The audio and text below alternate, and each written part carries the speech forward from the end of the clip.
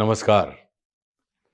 मैं आशुतोष राणा पंचतंत्र वन के इस मंच पर आप सभी का हार्दिक स्वागत करता हूं।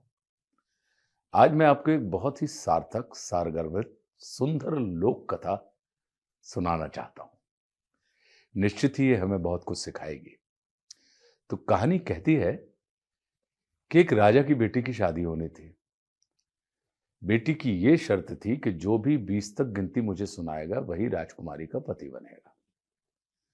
गिनती ऐसी होनी चाहिए जिसमें सारा संसार समा जाए। जो ये गिनती नहीं सुना सकेगा उसे 20 कोड़े खाने पड़ेंगे। और ये शर्त केवल राजाओं के लिए ही है। अब एक तरफ राजकुमारी का वरण और दूसरी तरफ कोड़े। एक एक करके राजा महाराजा आए। राजा ने दावत का आयोजन भी किया था। मिठाई और विभिन्न पकवान तैयार किए गए थे। पहले सभी दावत का आनंद लेते हैं, फिर इसके बाद राजकुमारी का स्वयंवर शुरू करेंगे। अब एक से बढ़कर एक राजा महाराजा आते रहे। सभी गिनती सुनाते हैं जो उन्होंने पढ़ी हुई थी, लेकिन कोई भी ऐसी गिनती नहीं सुना पाया जिससे राजकुमारी संतुष्ट हो सके। अब जो भी आता कोड़े खाकर चला जाता।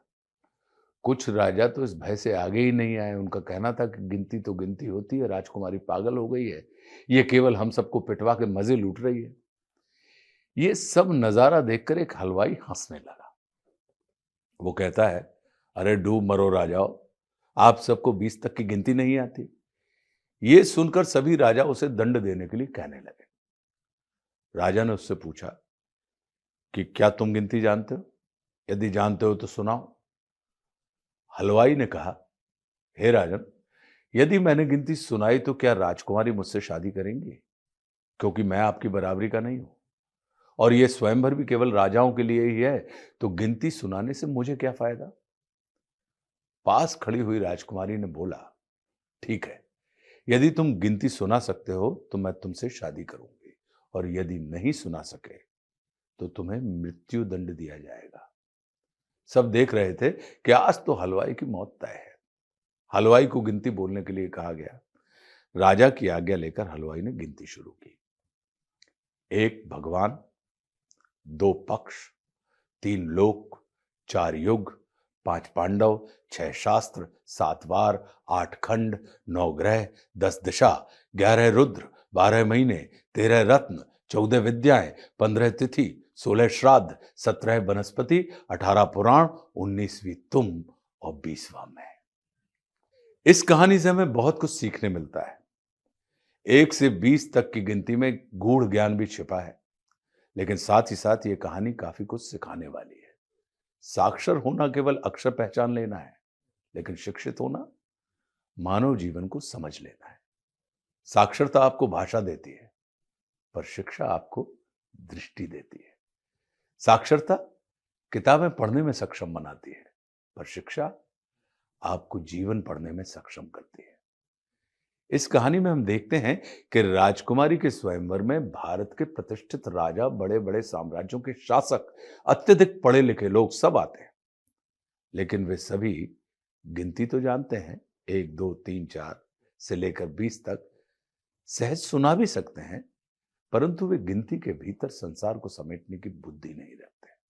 वे साक्षर हैं पर शिक्षित नहीं है।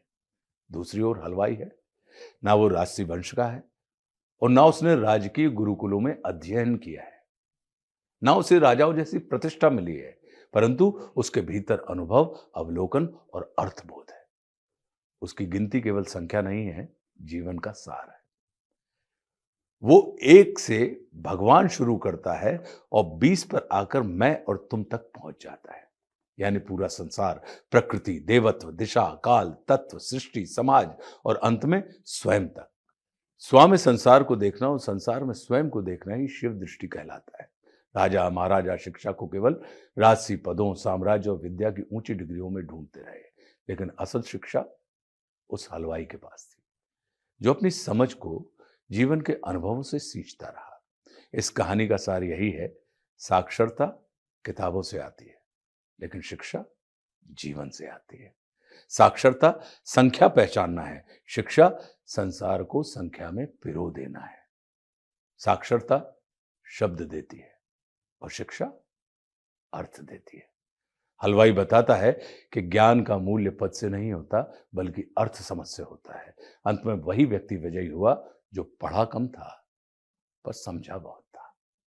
और यही जीवन की सबसे बड़ी सच्चाई है। प्रणाम।